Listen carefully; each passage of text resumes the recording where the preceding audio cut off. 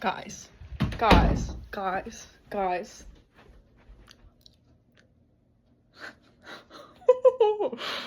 I literally just started to sit down to start editing this video when another piece of news just released, which I'll talk about at the end of this video, but oh my god. Just when it couldn't get any crazier. If anything would summon me, God knows it's Suzanne Collins waking me up at 8 a.m. in the morning with the announcement of a brand new book. If you're new to this channel, my name is Lauren and I'm currently recovering from a 3-year reading slump. Most recently, just about to graduate university, I've now been prioritizing reading again and I am loving falling back into my old reader ways. And nothing quite brings me back to my old reader days than The Hunger Games itself. The Hunger Games is not only the series that got me into reading back when I was 12 years old for fun, but I know it's the same story for countless others. I know I've been enjoying the Hunger Games renaissance that's been happening everywhere over the last few years. Creators on all platforms, whether it be the OG Instagram fandom, TikTok edit, or just conversations anywhere about the Hunger Games, I welcome with open arms. Anyways, you didn't come here to talk about my love for the Hunger Games, you came here to talk about this. As of, I believe, 8 a.m. EST today on Thursday, June 6th, Scholastic posted this lovely post, which, as I read from my laptop here,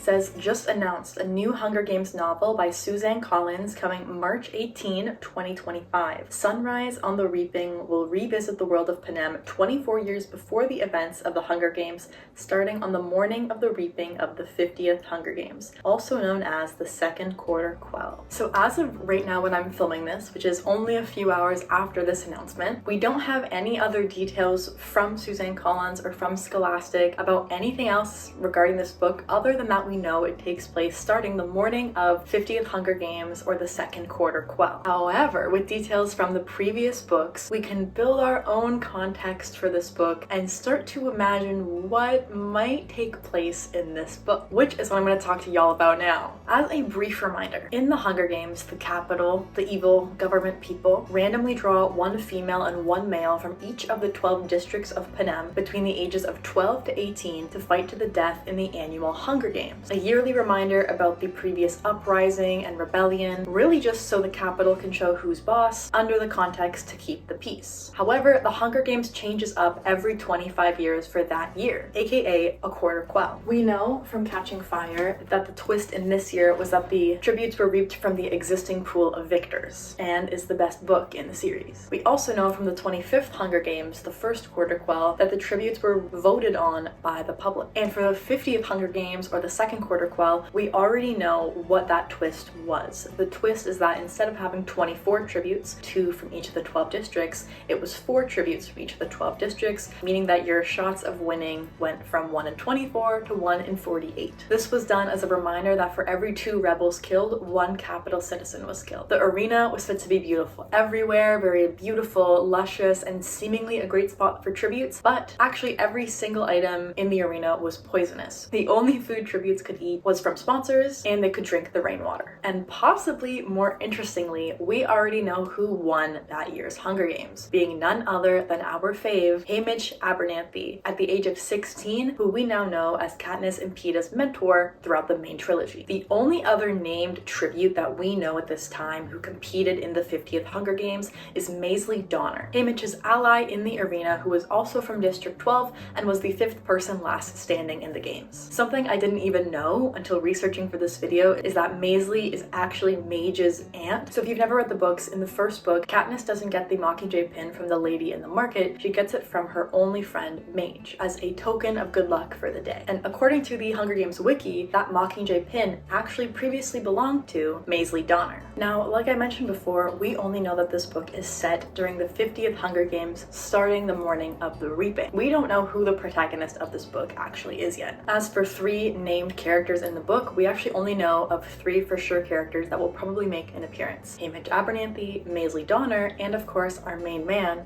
President Snow. The fact that Suzanne Collins has chosen not to mention who the protagonist is of this book makes me slightly wary that it might not be Haymitch we're following. I know for years everyone has been asking Suzanne Collins to write the perspective of Haymitch's games, not only because we love Haymitch, but also because his games are so crazy. The fact that there's double the amount of tributes, and he won, and he's from District 12. It's a really interesting Hunger Games to follow. We also know that after his games, he was quite destroyed, went on to essentially drink quite a bit for the rest of his life, and only really came out of that funk once he met Katniss and Peeta, 24 years after his Hunger Games. The reason I'm wondering if we might follow someone other than Haymitch, or Haymitch and somebody else, is because Suzanne Collins always writes the Hunger Games books with such an intention. The first Hunger Games book follows a normal Hunger Games year. The 74th Hunger Games, nothing special really happens. But we follow Katniss, who ends up being the spark of the revolution, and we get bits of this through her volunteering for her sister, as well as the introduction to the Nightlock berries, which was just a self-defense thing for her, but sparked something much larger than herself. In Catching Fire, the best book and movie, Catching Fire is President Snow's way of stopping the rebellion, trying to kill Katniss and her other victors, but ends up being the coolest arena, the coolest Hunger Games we get to follow, as well as really solidifying the start to the rebellion. And Mockingjay is kind of what those books have been leading up towards, in the back end being the actual rebellion itself and the aftermath from it. And even with the most recent addition to the series, The Ballad of Songbirds and Snakes, taking place during the 10th Hunger Games, we didn't really follow Lucy Gray Bard, even though she was in the Hunger Games and we did see part of her story. We followed President Snow, or Coriolanus Snow at the time, getting greater background on the rebellion, the capital, what the life is as a capital citizen after the war, what he had to go through. And now it builds and makes a lot of sense for us as we look at the following original trilogy books. So all of that in mind, having Haymitch be the main protagonist of this book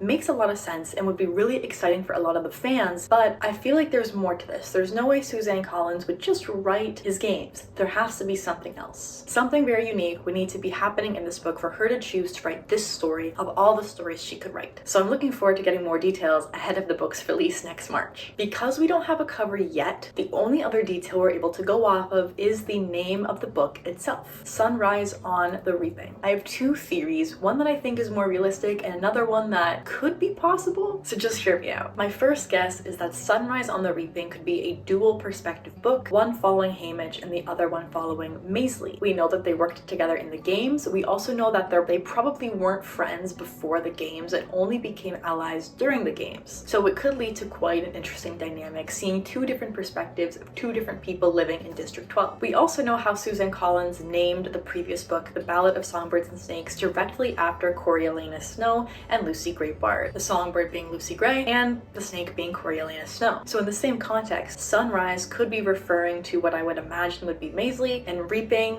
even though that's a direct Hunger Games reference, I'm wondering could be towards Haymitch, making me believe there could be this dual POV part of the games, giving us more to explore beyond just Haymitch's story. That way we're still able to go through the entirety of the 50th Hunger Games, and once we inevitably know that Maisley dies, we can still watch the rest of the games happen through Haymitch's point of view. And I think that would be quite interesting because I think it would satisfy some kind of need to tell a story beyond just Haymitch's story and add to the Hunger Games world while also giving the fans exactly what they want. My second theory, which I'm not really sure is what would happen, would be following someone that isn't actually in the 50th Hunger Games. Because the book is titled Sunrise on the Reaping, not Sunrise in the Reaping, the on part makes me believe maybe this could be someone that's just watching this happen. For example, in the original Hunger Games book, during the sunrise of the morning of the reaping, we see Katniss and Gale together. Gale never ends up being in the Hunger Games. Perhaps it's something similar. Perhaps there's a meaningful conversation between two people during the sunrise, the day of the reaping. And my guess would maybe be Katniss's mother,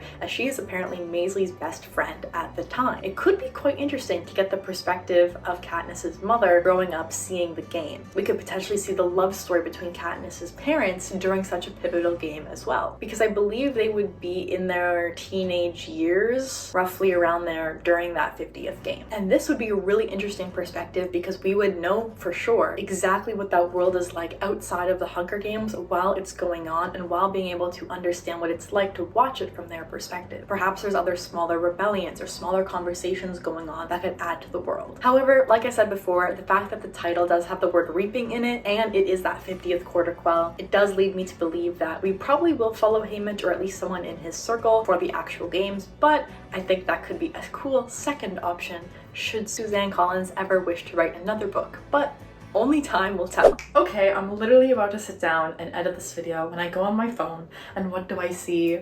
There's a movie date release for Sunrise on the Reaping, which makes me kind of rethink some of my theories, but I definitely think we're getting Haymitch's and his allies POV, because there's no way we're getting this dramatic movie and it's not going to be a freaking banger. November 20th, 2026? I'm busy. I have plans. Wow. Okay, we're getting a movie full production release of Sunrise on the Reaping. I don't really know what to do with myself with this information. It's gonna be coming out in like 2.5 years basically from the point of releasing this video, but we're gonna get the book just next year in like 8-9 months. So there'll be a lot to dissect, a lot to talk about then, but oh my god, we're getting a new book and a movie set in the 50th Hunger Games. God bless Suzanne Collins. Other than that, at this point in time, that is basically all the information we have. However, no doubt Suzanne Collins and her publishers will put out more information as the days, weeks, and months go on for the book, as we have a good amount of time before the book does come out. I know I'm super excited about the book. If you have any theories, let me know. Those are my two, and I think they're not too far off with the small amount of information we have so far. Other than that, thank you for giving me a few minutes of your time today. Hope you have a great rest of your day, and I very much hope to be making a lot of videos very soon. Actually though, if you have any theories, please let me know, because I actually want to know what they are. Other than that, have a great day, and I'll see you in the next video.